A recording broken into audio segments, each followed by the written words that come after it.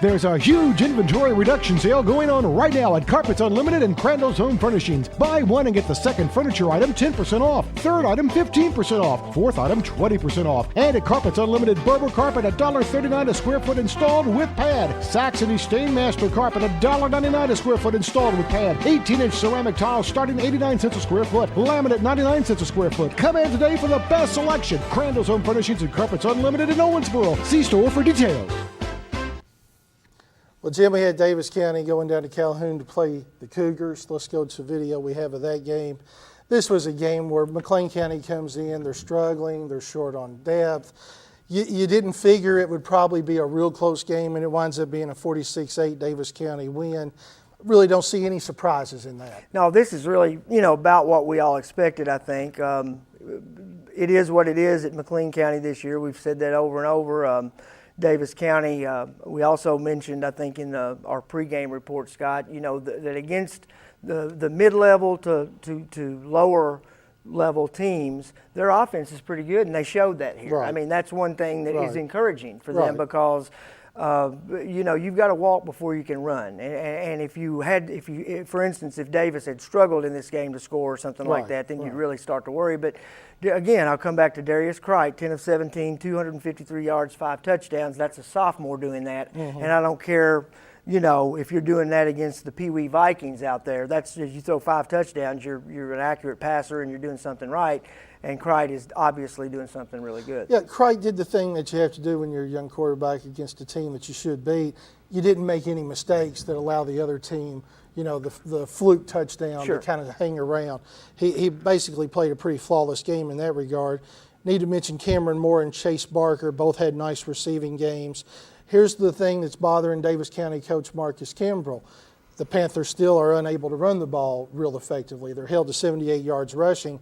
Cricht has 46 of that on 8 carries. I definitely understand where Coach Kimbrell's coming from. This was a game where you needed to get your running game going. Yep. And I think he legitimately has reason to be a little bit worried in that regard. Yeah, I think so a little bit. I would say this about that, though, is that when you get into a game and you get the passing attack going like they did, I mean, Darius averaged 25 yards per toss, per completion, and out of 10 passes that were completed, 5 of them were for touchdowns. So the efficiency there is so good that it's easy sort of to get in that pass happy mode. And yes, I think it is concerning that Daviess County had 78 yards rushing, and that's an area that they still need work in. But we've known that. Yes. I want to point out here while we're talking about this game, David Burden for McLean County with 138 yards against a very good rushing defense. Yeah. They need a lot. They deserve a lot of credit there. I tell you, McLean County lost 46-8. They're 0-5. I know all that. I know the struggles they've had. But I'm telling you, this team will fight you, and they deserve a lot of credit for going out there and giving it 100% every week, because even though they've had all these losses, you and I've talked about this, Scott, they come to play. They come to play. That's what high school sports is about. And when you see that, you can be inspired by a team that's losing just as much as you can be inspired by a team that's winning sometimes. And they are an example of that. Absolutely. I actually covered that game. Yes. And there's no question McLean County was still fighting as hard the last minute of the game, driving for this touchdown as they were the very first minute of the game. Says a lot about Coach David McCammon, the attitude he's instilled in the team, and it says a lot about the players. And it tells me they'll be back. Oh, absolutely. A year or two, watch out, because if they stay with him, they'll be back. Well, let's talk about Hancock County going to Breckinridge County. Yep. Hornets. I think the Hornets remembered the fact that they got beat 28-20 I'm at telling home by Breckinridge County last week. 47-8. Hancock County just wears out Breckinridge County. Eric Doyle, 230 yards, 4 TDs on just 8 carries. Well, this was a dismantling in every regard. This was a demolition derby right here. And I'll tell you what, I started thinking about this, and as it turns out, they must have had a sign posted in every classroom in Hancock County High School for a week of last year's score. Because I'll tell you, there's been no more focused team at all come out of the gate like Hancock County did at Breck. It was on the road, and it was 35-0 at halftime. Ball game was over. Dylan Hubbard runs for 125 yards on 7 carries. I mean, the averages between Dylan Hubbard and Eric Doyle, not just for this game, but for the season. This is a tremendous running game Hancock has. The one concern I have, we're not seeing much out of Matt Rapp, who I really had as one of my breakthrough players coming into this season. I'm concerned about the Hornets passing game when they meet up with Catholic coming up here in a couple weeks. Here's how concerning that is, in my opinion.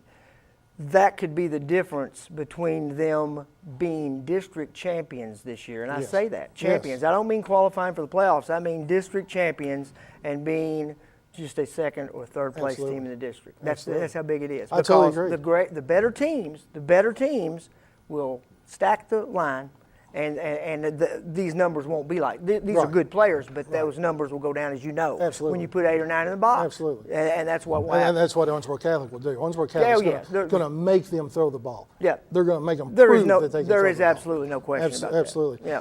All right, Union County comes into Ohio County. Union County, very nice team. 47-27 the final. Union County 41-0 at halftime. Yep. They just had their way with these. They did. That's really all you can say. They did. I mean, I kind of felt like that they would win this game fairly handily. I mean, Union County is, I mentioned this last week, they're a cyclical type program. They're on an uptick. They're 4-1. They've won 4 in a row, too. They lost their opener, and they've won 4 straight. It says something for, I talked to Coach Houston after the game, and it says something for them the way they fought in the second half, though, because they did come back and they scored 27 points in the second half, which is, that's encouraging. Even, I'm telling you, here's another winless team, a team that's lost 24 straight, but, they didn't quit. They did. I don't care what anybody says. They did not quit in this game.